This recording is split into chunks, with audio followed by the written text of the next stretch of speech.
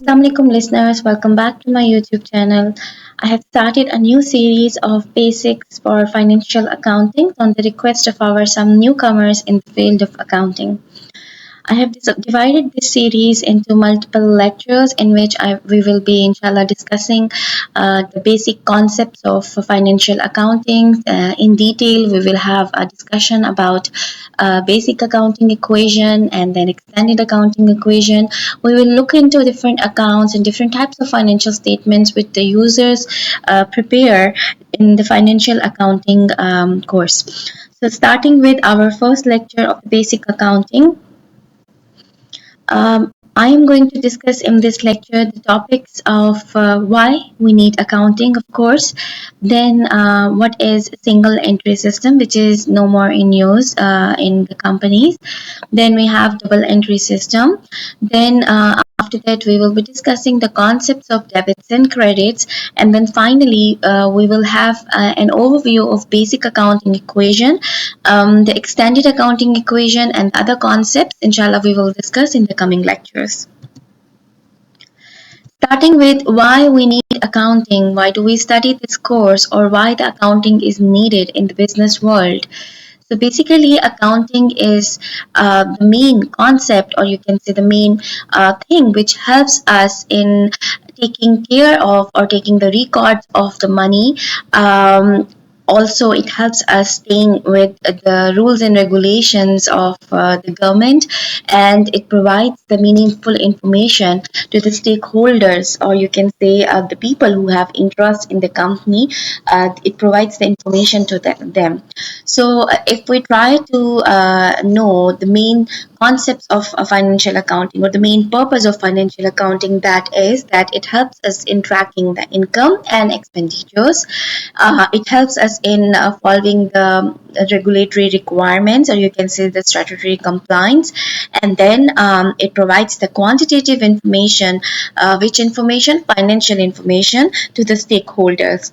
Stakeholders could be the employees of the company, the management of the company, the shareholders of the company, creditors, which includes the bank and the other inventory suppliers, and then any other sort of person who has something to do with the company. Also, the future investors are the parts of stakeholders.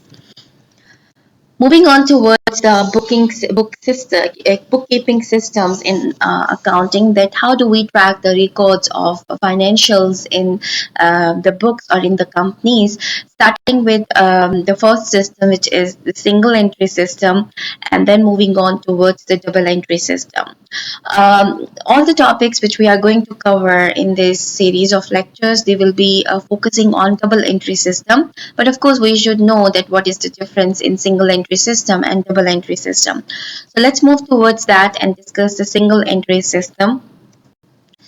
Single entry system is actually a bookkeeping system which was quite simple, and it was a straightforward method, but it has some drawbacks as well. Because of that, the need for the double entry system arised. In single entry system, you can say it is based on cash, where the cash went, where the cash means where did you spend the cash, from where you get the cash. So every transaction is recorded as an inflow or outflow of cash. So I have an example for you over here. You can see that on June 1st, at the start of the month, the starting balance for the cash account was 5,000. Then on June 2nd, they have paid the rent. So when they paid the rent, they used 1,000 for the rent, and the ending balance becomes as 4,000. Then after that, on June 3rd, they have paid, they have actually received some money as a revenue, you can say. So the money which they have received, that was 500. So it has increased their cash from 4,000 to 4,500. And move on. If you see in these examples, every date only one amount is appearing, which is either increasing the final balance of cash or decreasing the final balance of cash. So this is spending, so it decreased the final balance.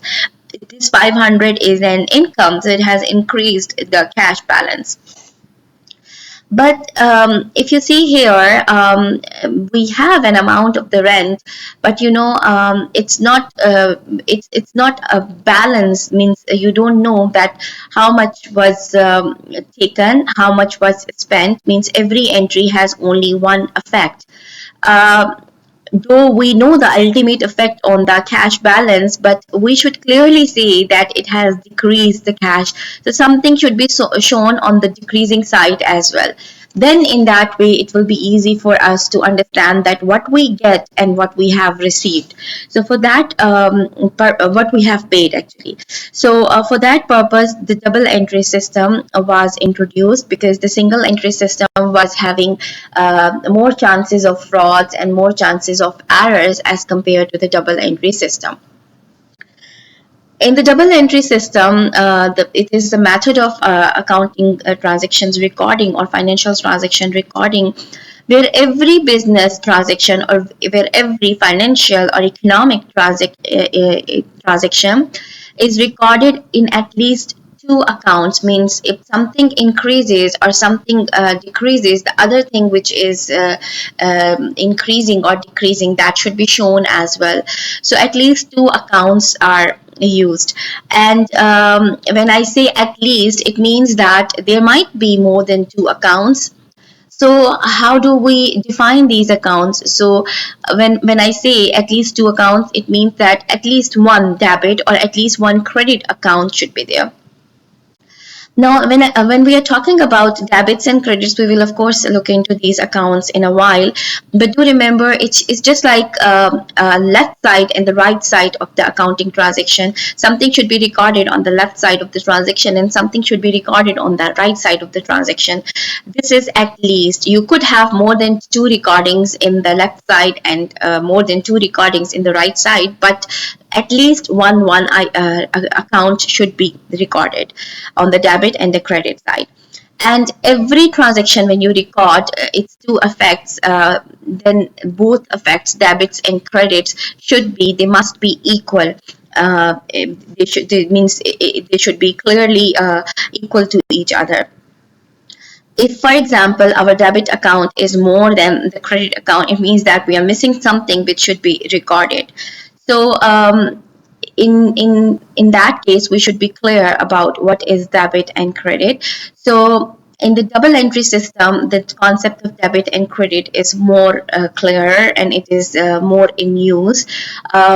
These effects, actually debit and credit, are taken to show the both sides of the transaction. As I said, it's double entry system, so something should be recorded in two sides. So one side is known as the debit and the other side is known as the credit.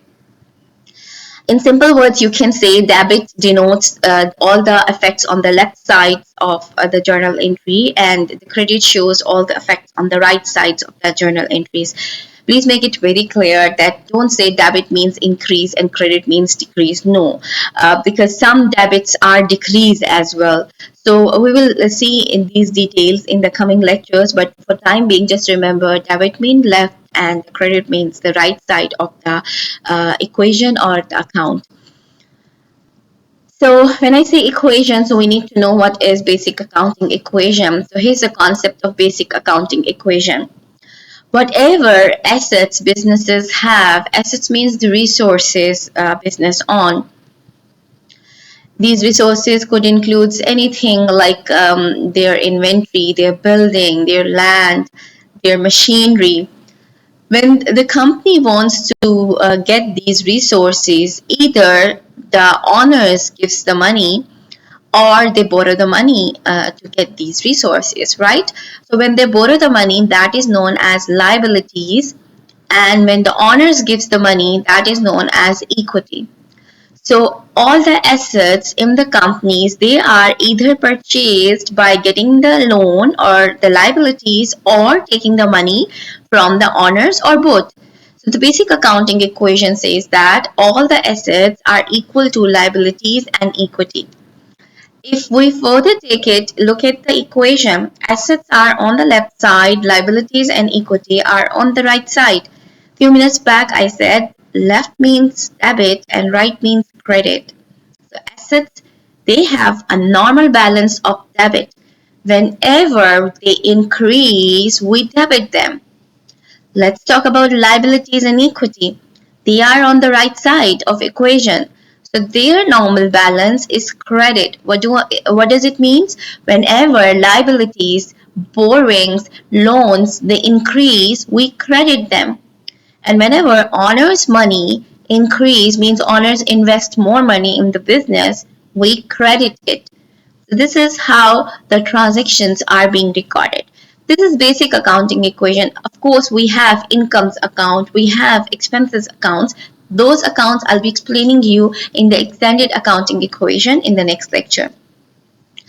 So let's take a deep look into assets definition. So assets or an asset is a resource. Resource means the thing which could be used by the business, which could provide the economic benefit to the business.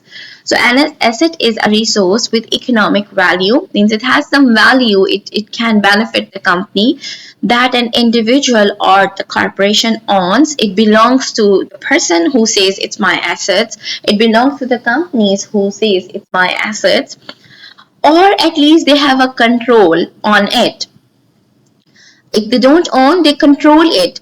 And for this thing, do remember that there is an expectation that this asset is going to provide a future benefit. We will get the benefit from it in the future.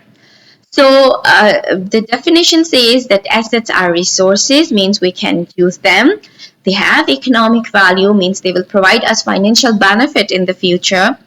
It either company or person owns it or they control it.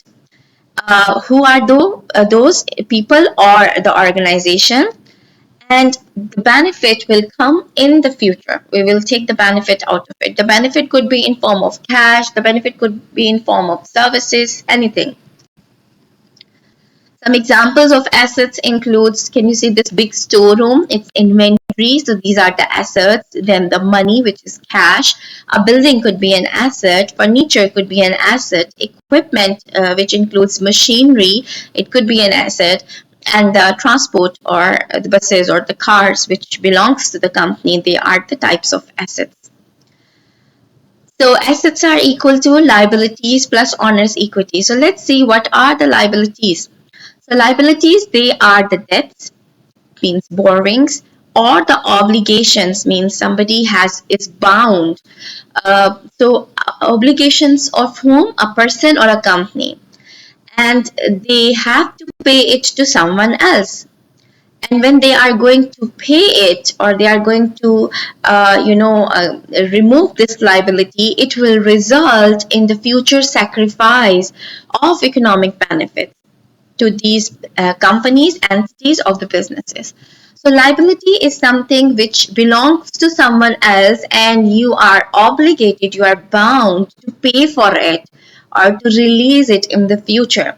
And when you remove this liability, you have to sacrifice something. That sacrifice could be of any asset, it could be of any cash or something you have to give to remove that liabilities from your books.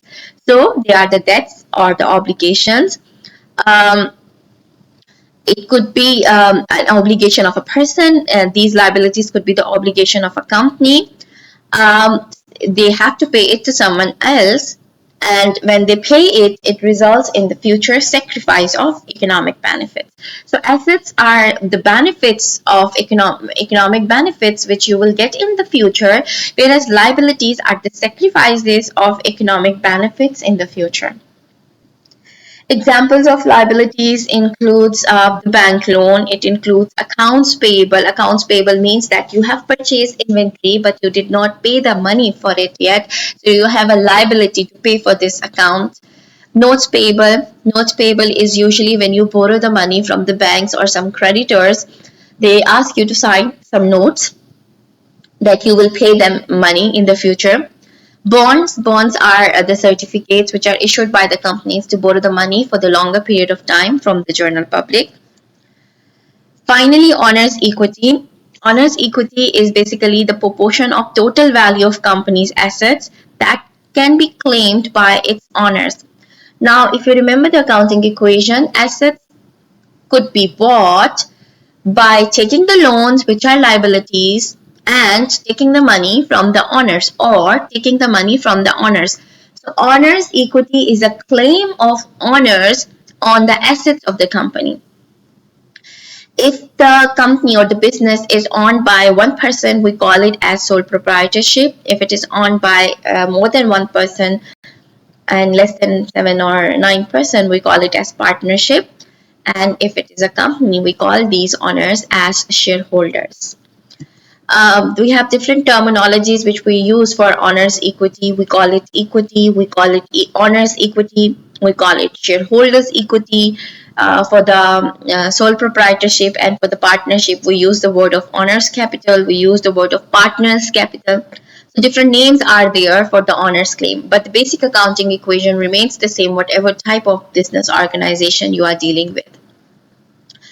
So this is it for the basic concepts of accounting. The first lecture, of course, I'm going to discuss some more concepts starting with the extended accounting equation in my coming recordings. If you want to get a notification for those recordings, please like and subscribe so that whenever I upload a video, you get a notification for that. Take care, everyone. Have a great day.